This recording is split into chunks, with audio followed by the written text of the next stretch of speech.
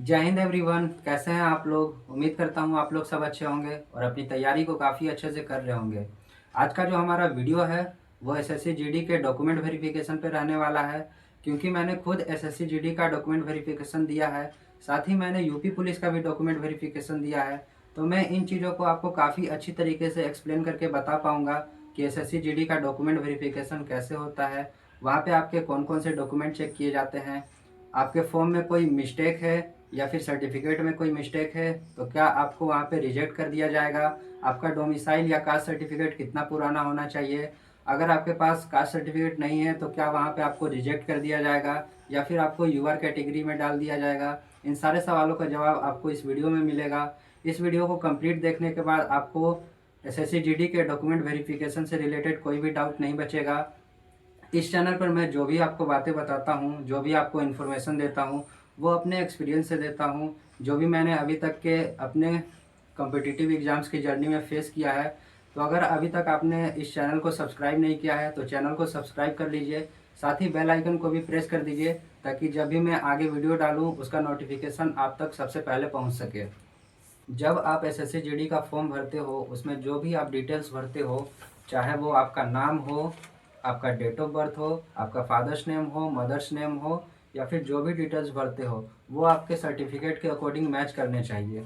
अगर वो सर्टिफिकेट के अकॉर्डिंग उसका स्पेलिंग या कुछ भी मैच नहीं होता है तो वहाँ पे आप रिजेक्ट कर दिए जाओगे। कुछ लोग क्या गलती करते हैं कि जब भी वो फॉर्म भरने जाते हैं तो वो साइबर कैफ़े वाले के भरोसे पे अपना फॉर्म छोड़ देते हैं। ये गलती आपको वहाँ पे नहीं करनी है। आपको वहाँ पे बैठ के अपना फॉर्म भरवाना है, सारा स्पेलिंग को आपको मिलाते जाना है। और जब भी आप फॉर्म को सबमिट करिएगा तो उससे पहले एक प्रीव्यू आता है। उस प्रीव्यू में आपको अपना सारा डिटेल्स, आपका नाम, father's name, mother's name, date of birth, सारी चीज़ें आपको मिला लेनी है। उसके बाद ही आपको फॉर्म सबमिट करना है। अगर इसके बाद भी आपकी कोई गलती रह जाती है तो जब भी फॉर्म का करेक्शन डेट आता है उसमें आप उसको करेक्ट कर सकते हो। तो चलिए अब बात कर लेते हैं कि आपके एसएससी जीडी के डॉक्यूमेंट वेरिफिकेशन में कौन कौन से डॉक्यूमेंट्स लगते हैं। तो सबसे पहला है आपका एडमिट कार्ड। आपके पास अपना एडमिट कार्ड होना चाहिए। सेकंड, सबसे मोस्ट इम्पोर्टेंट डॉक्यूमेंट, डोमिसाइल, जिसको हिंदी में मूल निवास प्रमाण पत्र कहा जाता है। आप लोगों को पता होगा कि एसएससी जीडी की जो भर्ती होती है वो स्टेट वाइज होती है और इसकी कट ऑफ भी स्टेट वाइज ही जाती है। तो आप जिस स्टेट से बिलोंग करते हो वहाँ की आपके पास डोमिसाइल सर्टिफिकेट होनी ही चाहिए। अगर ये आपके पास डोमिसाइल सर्टिफिकेट नहीं होगा तो वहाँ पे आप रिजेक्ट कर दिए जाओगे। नेक्स्ट है हमारा 10th की मार्कशीट और 10th का सर्टिफिकेट। बहुत सारे लोगों को इसमें कन्फ्यूजन होता है कि 10th की मार्कशीट ले जानी है या 10th की सर्टिफिकेट लेनी जानी है। तो आपको ये दोनों चीज़ें ले जानी है। अगर आपने अभी तक अपना सर्टिफिकेट स्कूल से नहीं लिया है तो आप जाकर अपने स्कूल वहाँ से अपना सर्टिफिकेट ले लीजिए। अगर आपने हायर क्वालिफिकेशन में 12th भरा है तो आपको वहाँ पे 12th की मार्कशीट और 12th का सर्टिफिकेट वहाँ पे दिखाना पड़ेगा। अगर ग्रेजुएशन भरा है तो आपको ग्रेजुएशन का सर्टिफिकेट और मार्कशीट वहाँ पे शो करना पड़ेगा। उसके बाद नेक्स्ट पॉइंट है हमारा पासपोर्ट साइज फ़ोटो। आपके पास अपनी 4 से 5 पासपोर्ट साइज फ़ोटो होनी चाहिए। ज़रूरी नहीं है कि आप जिस जो फॉर्म में भरे हो फ़ोटो वही आपके पास फ़ोटो होनी चाहिए। आपके पास रिसेंट की 4 से 5 फ़ोटो होनी चाहिए। उसके बाद है हमारा आईडी प्रूफ। आपके पास अपनी एक आईडी प्रूफ होनी चाहिए जिसमें आपका Aadhaar card, PAN card, voter card या फिर ड्राइविंग लाइसेंस हो सकता है। नेक्स्ट है कास्ट सर्टिफिकेट। अगर आप जनरल से हो, यूआर कैटेगरी से हो तो आपके पास आपको कोई भी कास्ट सर्टिफिकेट की ज़रूरत नहीं पड़ती है। लेकिन आप अगर ओबीसी से हो, ईडब्ल्यूएस से हो या एससी एसटी से हो तो वहाँ पे आपको आपका कास्ट सर्टिफिकेट दिखाना पड़ता है। अगर आपके डॉक्यूमेंट वेरिफिकेशन के टाइम पे आपका कास्ट सर्टिफिकेट नहीं मिलता है या खो जाता है तो वहाँ पे आपको, अगर आपने अपनी एज में या फिर हाइट चेस्ट में कोई भी छूट नहीं लिया है और आप जनरल की कट ऑफ जो है उसको क्वालिफाई कर रहे हो तो वहाँ पे आपको जनरल कैटेगरी में डाल दिया जाता है।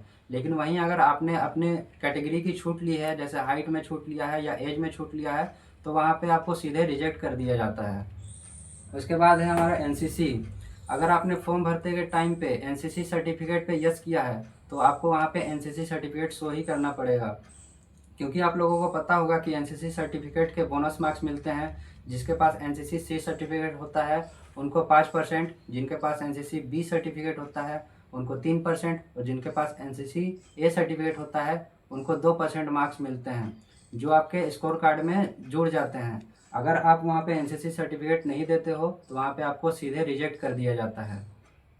तो ये सारे डॉक्यूमेंट्स आप अभी से तैयार करा लीजिए। इन सारे डॉक्यूमेंट्स की आपको दो दो फोटोकॉपी करा लेनी है।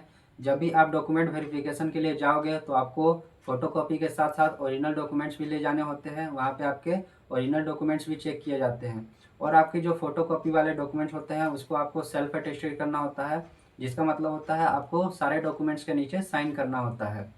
तो उम्मीद करता हूँ आपका जो भी एसएससी जीडी के डॉक्यूमेंट वेरिफिकेशन से रिलेटेड जो भी डाउट था वो क्लियर हो गया होगा। आपको ये वीडियो कैसी लगी कमेंट बॉक्स में ज़रूर बताइएगा। अगर आपका कोई सजेशन है या फिर आप अगर किसी भी टॉपिक पे वीडियो चाहते हो तो कमेंट बॉक्स में ज़रूर बताइएगा, मैं उस टॉपिक पर ज़रूर वीडियो बनाऊंगा। तो मिलते हैं ऐसे ही किसी नए इन्फॉर्मेटिव वीडियो में, तब तक के लिए जय हिंद।